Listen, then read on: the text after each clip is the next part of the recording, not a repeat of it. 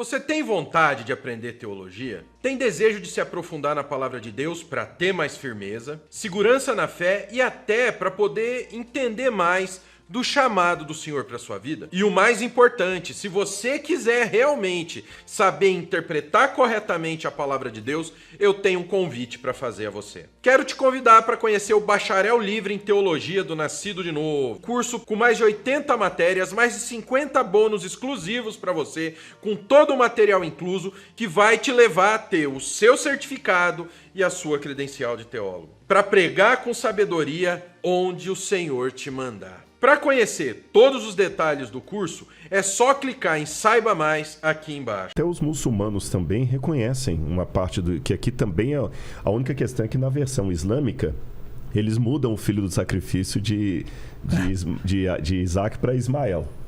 Né? Porque é até interessante, o Sam falou essa questão do Maomé subindo ao céu, mas sabe que isso não está no Alcorão, né? Não. A palavra Jerusalém não aparece no Alcorão. O que se fala? Essa é uma tradição dos Hadith que veio depois que o Maomé, quando ele estava fazendo porque é o seguinte, o Maomé começa em Meca, na Arábia Saudita. Ele começa a pregar contra a idolatria que estava ali, da cultura persa, que os persas estavam dominando muito a região na época ali, os sassânidas, e ele começa a pregar contra aquilo, ele é expulso da cidade, ele é quase morto. Quem o tira de lá é um tio dele que tinha uma condição financeira e uma viúva com quem ele se casou, a Hadija. E quando ele foge de Meca, ele está indo de Meca para Medina, eles chamam isso no Islã de Hégira, que é essa viagem dele. Aí uma tradição pós-Maomé, pós-Alcorão, diz que o anjo Gabriel pegou a jumenta do Maomé da beira da estrada e o levou até aqui. Por isso que essa mesquita se chama Al-Aqsa. Al-Aqsa em árabe significa o que está distante ou na esquina. Aí a tradição diz que...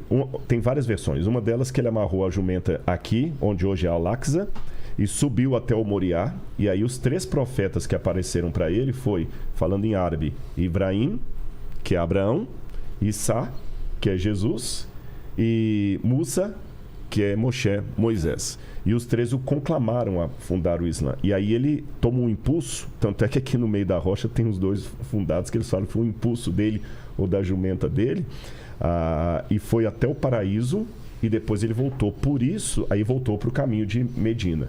Por isso que a Burak, que era, o Burak era o nome da jumenta, né? Da égua. Então, Igualada? Igualada.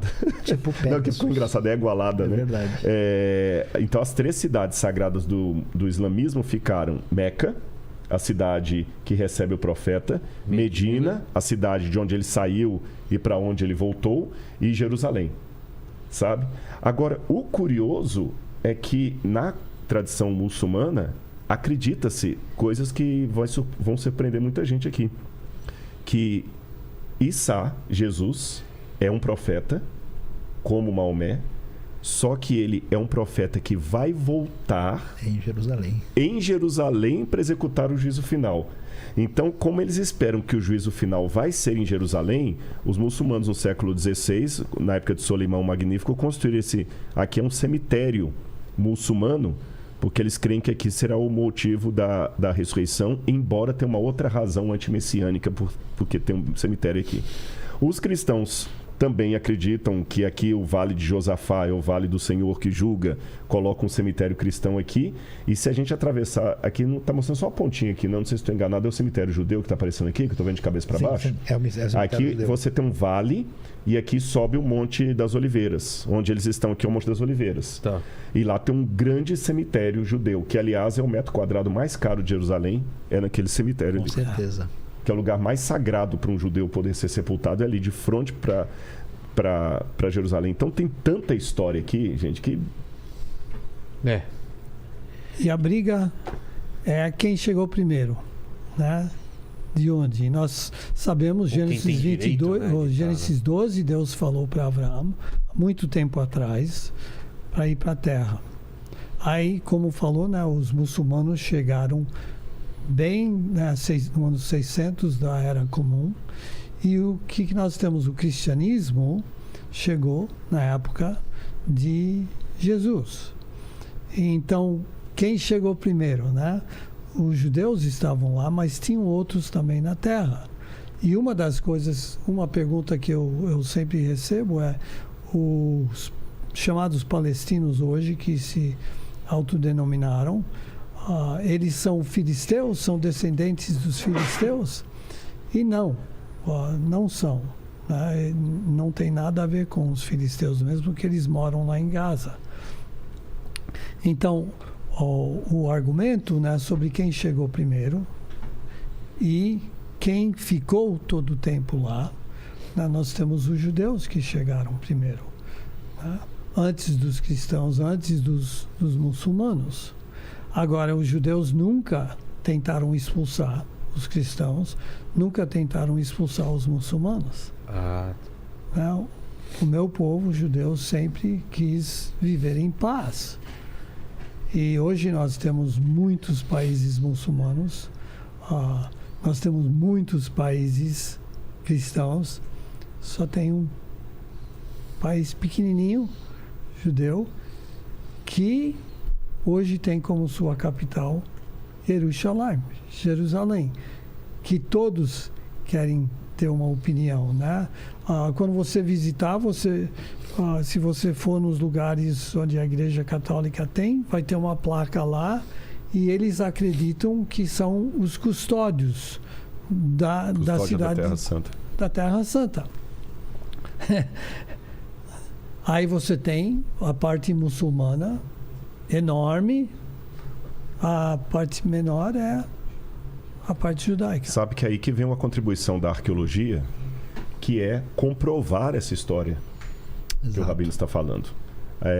Porque existe uma linha de historiadores, inclusive o próprio Yasser Arafat falou, essa questão de primeiro templo, isso não existiu, é mito. Eles falam que é mito porque eles não querem provar que os judeus estiveram ali. Agora eu vou dar um testemunho que ele falou que é verdade. Esse aqui, na verdade, é como se fosse um caixote. Não sei se dá para perceber na foto, é um caixote. Plataforma. Né? É um muro de arrimo para segurar. Por isso que vocês não veem o Moriá. Ele está falando Moriá, mas não dá para ver que ele está dentro desse muro de arrimo. No outro lado aqui, que aqui é o lado oriental, ou lado leste, no lado oeste, o muro paralelo a esse do outro lado é o Muro das Lamentações.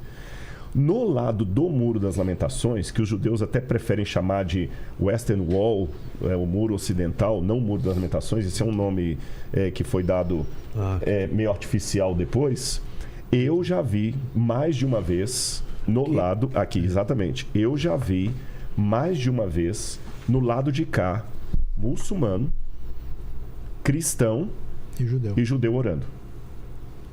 Mas, lá em cima um judeu não pode ir, senão dá BO. É mesmo? E se você subir aqui dentro, que é administrado por muçulmanos, você não pode ter um crucifixo, você não pode ter um kippah. Kippah é aquele chapéuzinho que os judeus usam, não pode ter nada.